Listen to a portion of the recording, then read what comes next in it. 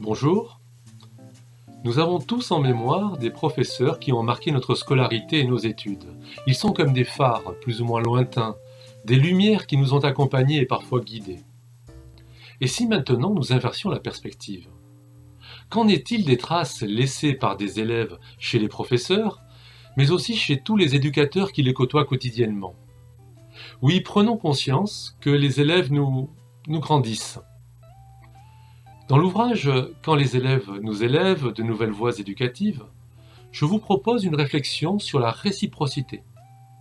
Une réflexion illustrée par l'expérience que j'ai la chance d'acquérir depuis 30 ans, comme professeur en collège, lycée et à l'université, mais aussi comme formateur, animateur d'ateliers d'écriture et actuellement inspecteur pédagogique régional dans l'Académie de Montpellier. Pour dire l'essentiel finalement, comme éducateur éduqué par ses élèves, comme parent enfanté par ses enfants. Le livre s'attache d'abord à montrer comment les élèves peuvent contribuer à l'évolution professionnelle et personnelle des adultes, ces adultes qui sont responsables d'eux. Étonnant, pensez-vous? Alors je vous invite à songer aux influences multiples que les jeunes, individuellement ou collectivement, joyeusement ou même douloureusement, peuvent exercer sur le parcours de l'adulte. En effet, au sein de la relation asymétrique constitutive de l'éducation, tous partagent le cheminement humain vers l'apprentissage. La présence des élèves peut donner sens à l'enseignement et à ses missions.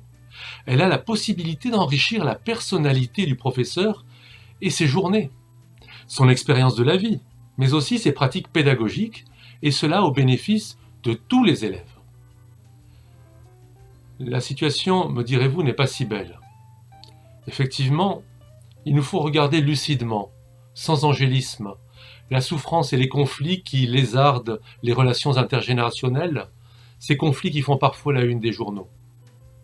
Mais il s'agit de les dépasser, par un surcroît d'attention au rôle que peuvent jouer les jeunes.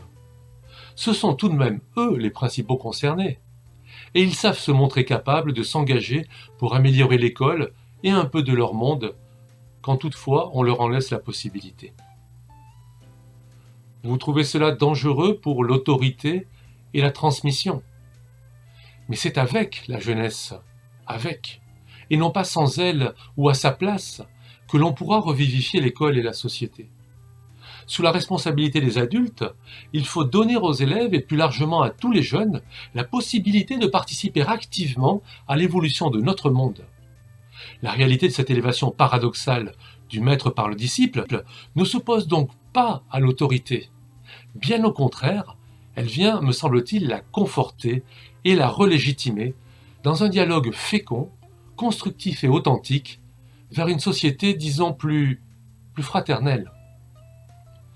Je sais que ces prises de conscience pourraient renouveler le regard porté par chacun de nous, et pas seulement par les professeurs, sur le métier d'enseignant et sur l'école en général. Les élèves gagneraient également à avoir connaissance de ce qu'ils créent chez l'adulte, des bienfaits qu'il lui procure. Il me semble que la pandémie, qui impose douloureusement sa distance au salon de la Sant Jordi, confirme ce besoin de rencontre, ce désir de partage, de réciprocité. Comme j'aurais aimé recevoir en votre présence vos questions, vos commentaires, vos critiques et vos ressources, alors n'hésitez pas à me les adresser. Je vous en remercie chaleureusement.